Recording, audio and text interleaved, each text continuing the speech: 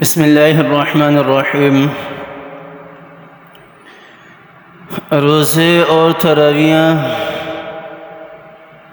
یہ انسان کے لیے رحمتیں کھینچ کر لے کر آتی ہے، یہ انسان کے لیے مغفرتیں کھینچ کر لے کر آتی ہیں، برکتیں کھینچ کر لے کر آتی ہیں۔ آپ صلی اللہ علیہ وسلم کی روایت ہے، آپ صلی اللہ علیہ وسلم نے فرمایا: من صام رمضان ایمانا و احتسابا غفر له ما تقدم من ذنبه ومن قام رمضان ایمانا و احتسابا غفر له ما تقدم من ذنبه۔ آقا دو جہاں حضرت محمد مصطفیٰ صلی اللہ علیہ وسلم نے فرمایا کہ جس نے رمضان کے مہینے کے روزے رکھے ایمان کی حالت میں اور احتساب کرتے ہوئے اپنا، اللہ تعالیٰ اس کے سارے گناہ معاف فرما دیتے ہیں۔ آپ صلی اللہ علیہ وسلم نے رمضان کے روزوں کے لیے دو چیزوں کی شرط لگائی ہے، سب سے پہلی چیز کون سی ہے کہ ایمان کا ہونا لازمی ہے، شرک اس کے اندر نہ ہو۔ مشرک اگر روزہ رکھے گا، کافر اگر روزہ رکھے گا، غیر مسلم اگر روزہ رکھے گا، یہودی اگر روزہ رکھے گا، عیسائی اگر روزہ رکھے گا تو وہ قابل قبول نہیں ہے، اس کے لیے مغفرت کا باعث نہیں بنیں گے۔ ایمان کا ہونا لازمی ہے۔ من صام رمضان ایمانا و احتسابا، ایمان کی کیر لگا کر اللہ تعالیٰ نے غیر مسلموں کو نکال دیا، غیر مسلم جتنے بھی تھے سارے کے سارے نکال دیے۔ آپ صلی اللہ علیہ وسلم کی اس حدیث کے تحت وہ نکل گئے، لیکن احتساباً کی بھی کیر لگائی ہے۔ احتساباً سے کیا مراد ہے؟ احتساب سے مراد ہے اپنے آپ کو گناہوں سے بچاتے ہوئے، اپنے آپ کو اللہ کی نافرمانیوں سے بچاتے ہوئے، اپنے آپ کو اللہ تعالیٰ کی طرف سے جتنے بھی احکامات ہیں ان کو پورا کرتے ہوئے، اللہ تعالیٰ کی عبادتیں پورے کرتے ہوئے،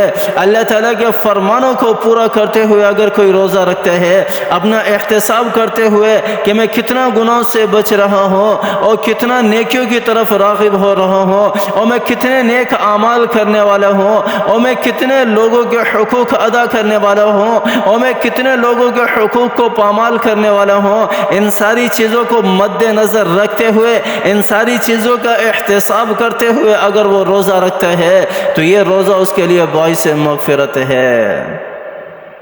یہ روزہ پھر ایسے بندے کے لیے، ایسے شخص کے لیے باعث مغفرت ہے۔ پھر آپ صلی اللہ علیہ وسلم کا اعلان ہے اس بندے کے لیے جس نے روزہ رکھا ایمان کی حالت میں اور احتساب کرتے ہوئے، غفر له ما تقدم من ذنبه، جتنے بھی اس نے گناہ کیے نا اس سے پہلے 10 سال 15 سال 20 سال 30 سال جتنے بھی کیے، 40 سال کے گناہ ہی کیوں نہ ہو اور 50 سال کے گناہ ہی کیوں نہ ہو، اور جتنے بھی گناہ کیے نا، آپ صلی اللہ علیہ وسلم کیا فرما رہے؟ سارے کے سارے معاف کر دیے جاتے ہیں، اور سارے کے سارے گناہ اس کے معاف کر دیے جاتے ہیں۔ اور یہی شرط تراویح میں بھی آپ صلی اللہ علیہ وسلم نے لگائی ہے: ومن قام رمضان ایمانا و احتسابا، جو رمضان کی راتوں کو کھڑا ہوا، تراویح کے لیے کھڑا ہوا، اپنے آپ کو دن بھر محنت مزدوری والی مشقت کے باوجود رات کو اللہ کا حکم پورا کرنے کے لیے مساجد کی طرف آ گیا، اللہ کا حکم پورا کرنے کے لیے، اللہ کو راضی کرنے کے لیے، اللہ کو منانے کے لیے مساجد کی طرف آ گیا، تو میرا اللہ کیا کہہ رہا ہے؟ آپ صلی اللہ علیہ وسلم نے کیا فرمایا؟ اللہ تعالیٰ پھر ایسے شخص کو معاف کر دیتے ہیں۔ جاؤ، میں نے معاف کر دیا، میں نے بخش دیا، میں نے معاف کر دیا، میں نے بخش دیا۔ اللہ تعالیٰ کی طرف سے اعلان ہوتا ہے، ایسے بندوں کے لیے اعلان ہوتا ہے: آ جائیں رمضان کے روزے رکھنے والے بنے اور رمضان کے مہینے میں تراویح پڑھنے والے بھی بنے۔ بڑا اجر و ثواب ہے اس کا، بڑا اللہ تعالیٰ نے اس کا مقام رکھا ہے، اس کا مرتبہ رکھا ہے۔ وہ تیسری کون سی چیز اس حدیث کے اندر ذکر کی ہے اور جس کے اندر بھی عبادت کرنے سے اللہ تعالیٰ جو ہے وہ مغفرت کا اعلان کرتے ہیں، لوگوں کو بخشنے کا اعلان کرتے ہیں؟ سنو: ومن قام لیلۃ القدر ایمانا و احتسابا غفر له ما تقدم من ذنبه۔ آپ صلی اللہ علیہ وسلم نے فرمایا کہ جو پھر لیلۃ القدر میں کھڑا ہوتا ہے، لیلۃ القدر میں کھڑا ہوتا ہے، ایمان کی حالت میں، احتساب کی حالت میں، ایمان کی حالت میں، احتساب کی حالت میں، ایمان کے ساتھ اور اپنے خود کا مواخذہ کرتے ہوئے کہ کس قدر ایمان پر ہے اور کس قدر گناہوں سے بچا ہوا ہے اور کس قدر گناہوں میں مبتلا ہے، جس نے لیلۃ القدر اس طرح گزار دینا، اللہ کے سامنے کھڑے ہو کر آپ صلی اللہ علیہ وسلم نے فرمایا کہ اللہ کا وعدہ ہے ایسے شخص کے لیے کہ اس کی مغفرت کے فیصلے ہو گئے، اس کی مغفرت کے